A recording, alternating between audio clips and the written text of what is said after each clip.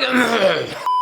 Alright, so lads, the January transfer has been and gone. And I have to say, I'm not sure if it's because I'm getting older now, but I have to say that was the single worst transfer window I've ever experienced in my goddamn life. It was 4 weeks of nothingness. Some of the bang average, subpar players that found themselves linked with big clubs, huge institutions of world football, glittered in European glory, reducing themselves to fishing around for the likes of Odion Ighalo, Islam Slimani, a teenage Jude Bellingham, £30 million for someone that was born 2 months before Cristiano Ronaldo's debut in English football. 30 million for a kid earning just over £100 a week. 30 million for someone that probably thinks 9/11 was a rap song. Look lads, I will do a comprehensive analysis of every Premier League club's transfer window later this week. I'll also look at the deals on the continent that have gone on that you might not know of, like Inter Milan strengthening their title bid with the arrivals of Victor Moses and Ashley Young. I'll also do a recap of the Premier League games that went on this weekend. I'll also stuff my face with a bowl of cheese now that colleague Woodrow has scored 10 goals. And I think I said I'd do something if Granit Xhaka stayed at Arsenal. So great, this is going to be an absolutely awful week. At least we got Valentine's Day next week, where I'll be crying into my crusty sock. But first lads, alright, this topic. It needs an entire video devoted to it because honestly, and this isn't hyperbole, or hyperbole, however you say it, this was arguably the biggest panic buy in Premier League history. We've seen plenty in the past, like when Liverpool were given £50 million and 6 hours to spend it, only for their master plan to just be chucking 35 million quid of it at Andy Carroll. That in turn set about a chain of events, which saw Alan Pardew ring up a fat Shefki Kuchi and ask him if he wants a game. Lads, deadline day brings out the absolute worst in clubs. The panic sets in. Suddenly you're rifling through your phone book for an agent, any agent, just to get a body in. Resulting in the likes of Odion Ighalo being asked if he wants to join Manchester United. Of course he does. It's like asking the postman. That's to make matters worse. Ighalo, and I will get on to him in a minute, was actually at the centre of a tug of war between Manchester United and Spurs, supposed Champions League finalists. Well, they wore that like a medal of honour, didn't they? Within 6 months there, losing their left backs to Newcastle and getting knocked back by lads slumming it out of the back arse of China. But don't worry lads, this is not a video laughing at Spurs. It's a video questioning what the hell is going on at Manchester United. Listen, for those of you that aren't quite up to speed with whether or not Ighalo is any good at football, spoilers, he's not, let me illuminate this for you. In the words of Rafa Benitez, let's look at the facts. This is a guy who flopped in Italy, 1 goal in 6 games for Udinese back in 2009. Alright, fair enough, we won't hold that against him. I mean, you don't want to see what I was doing 10 years ago, probably sniffing the private parts of stray cats. Then there was 12 goals in 74 bastard games for Granada in La Liga. Alright, great, so he's already embarrassed himself in 2 of Europe's major leagues. Right, let's go for the hat-trick then. He moves to Watford, where surprisingly he hits 20 goals in the Championship and gets promoted. Okay, great, but can he do it in the top flight? Judging by his career to date, most likely not. But no, I mean, before Christmas he had 14 goals, including 2 against Liverpool. It was going really well. At the time, he was getting linked with Manchester United back then, and nobody was really laughing. I mean, it looked merited. The man was on fire. So if this deal was happening in late 2015 when he was in the form of his life, I'd understand it. But the man's form then dried up, proved he was a half a season wonder, going 599 minutes of top flight football without a bastard goal, and somehow he gets rewarded with a 5-year contract in the summer. A decision which caused some Watford fans to blow steam out their f***ing ears. The following season he scored 1 league goal in 18 games, and none in his last 15. That's a lot of minutes of embarrassing yourself. So he gets shuffled out the door to Shakunyatai out the back arse of China, essentially facing facts that, you know, he wasn't up to it as a Premier League player. Look, I'm not going to go through his goal scoring record in China, because to be honest, looking at the other pig dross he's come up against, it's a league filled with over-the-hill mercenaries whose only ambition is determined by the width of their bank account. Oh yeah, and a bunch of Chinese footballers who were probably unclogging toilets 5 years ago. He's currently now a 30-year-old, a used-up Premier League flop who spent the last 3 years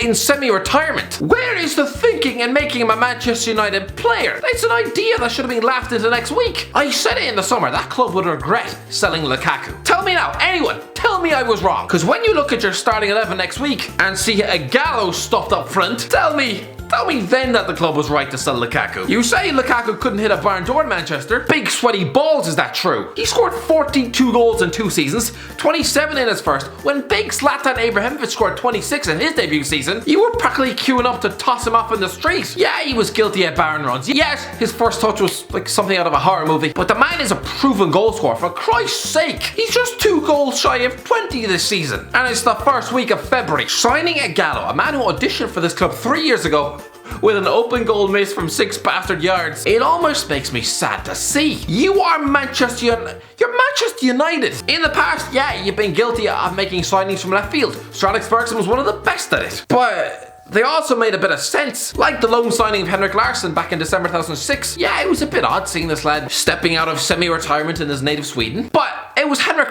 Larsson. This man had a profile. It was a transfer which excited the fans, excited the players. Odion Ighalo doesn't even excite his wife. And if you think I'm being too harsh, let me tell you, lads, if Ighalo even scores 2 goals in the Premier League this season, just 2, then I will gladly chain myself to Old Trafford and let you all queue up to punch me in the face. Oh god, now I really hope he doesn't score. It just makes me sad to see a great club like Manchester United, steeped in tradition and history, reduced to even ringing up this man. How did they even have his phone number? It's like in 10 years watching a decrepit Brad Pitt reduced to rifling through Tinder for aging lunch ladies. Is that really what's become of you? Where once you were romancing Angelina Jolie or signing Robin van Persie, now it's hoping and praying for a tug in the toilets off lunch lady Doris and bringing in former Watford rejects. Ighalo has said it's a dream come true. Yeah, I bet it is. The lad probably can't believe his luck. When was the forward planning for this? Nobody can tell me that anyone in the hierarchy of that club has the foggiest idea of what they're doing. Odion Ighalo,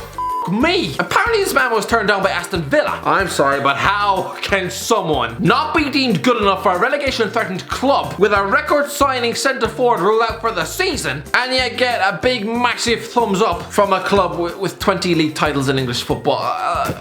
This is almost a borderline criminal offence. I'm not sure how this has been allowed to happen. What impact will Odion Ighalo have at Manchester United? None! Absolutely none! Other than highlight just how far that club has fallen. What do you think Sir Alex Ferguson's reaction would be if any senior directive at the club had come to him and offered him a 30-year-old over-the-hill centre forward who went nearly 600 minutes without a Premier League goal? He'd probably get sick through the nose. But maybe I'm wrong, okay? Maybe I'm looking at this all strange. Let's take a look at what Manchester United fans think of the signing. Good stuff. Glad we got some reinforcement up front. I think he will surprise a few doubters. Oh, I wasn't expecting that. Here's hoping he does well. He's going to give absolutely everything, which will be a huge bonus. Good to have him on board. I'm sorry lads, have I gone temporarily insane? Did I just inhale a bowl of sulfuric acid for breakfast? I could have. I mean, you never know. Because it sounds like to me that these fans are actually pleased with this signing. Pleased with Odion Ighalo. Another good thing about our signings this winter are that both players are passionate about joining the club. That makes all the difference in the world. Attitude is everything. Does it? Because last I checked, Carl Jenkinson had Arsenal posters on his bedroom walls back when he was 4 years of age. And yet his mere presence in the starting lineup almost caused Arsenal fans to question the meaning of life. Jack Colback is a supposed Newcastle fan through and through, and yet he couldn't trap a bag of sand. I don't care if Ighalo had a Manchester United kid at 9 years of age. I don't care if he has Sir Alex Ferguson bed sheets and has a daily tug in the shower to glory Man United every night before bed. He's simply not good enough. If that's all it takes, signing for a player who supported the club because he'll give his all, then why not hand a pair of football boots to the lad who doles out sloppy joes in the club canteen? Why not stick Adam McCullough in goal? Chuck Andy Tate up front? I'll tell you why, because their first touch would be laughed out of English football. I've got a funny feeling that this guy will go on to be a best signing post Fergie. And I've also got a funny feeling that you were dropped on your head at birth. I'm sorry. Let me ask Manchester United fans, not just the ones chained to their mother's basement and who probably haven't had human contact in about 6 months. Then again, who am I to talk? I'll ask those of you, okay? The ones watching this video. Is this the general consensus amongst your fan base? Are you actually accepting this? Maybe that's a stupid question considering Ed Woodward's house was just attacked. But really, I mean, have you just become so numb to the constant failures that you're actually enthused by this signing? Is this some sort of weird Stockholm syndrome? Is it like being trapped in the basement by 6 years by your weird uncle? After a while, you suddenly start liking when he makes you lick his toes? Decent move by the club given our circumstances. No, it's not! Stop trying to kid yourselves. It's absolutely embarrassing. He's terrible. Am I missing something here? Scoring goals in China is like winning a slimming contest in Texas. It's nothing to be proud of. He's quite a tricky forward, isn't he, when you watch him? He should be fun to watch. Oh yeah, real fun to watch. If your idea of fun is watching a guy go 20 games without a goal, by any chance, do you also enjoy sitting through 6 hours of Big Bang Theory box sets? Because if that's your idea of fun, he went nearly 600 minutes without a goal. That is the equivalent of the entire Lord of the Rings extended trilogy. I'm sorry lads, I just had to get that one off my chest. It actually hurts my soul to see a club as proud and dignified as Manchester United once were reduced to signing someone with a worse touch than my local parish priest. And his touch got him sentenced to 15 years in Walton prison. Anyway, maybe I'm being too harsh. Let me know in the comment section if I am. But Manchester United fans, please tell me that you're not actually pleased with this signing. I don't understand this one. Anyway, let me know in the comment section below. If you enjoyed the video, don't forget to give a like, share, and subscribe. And as always, I'll talk to you in a while.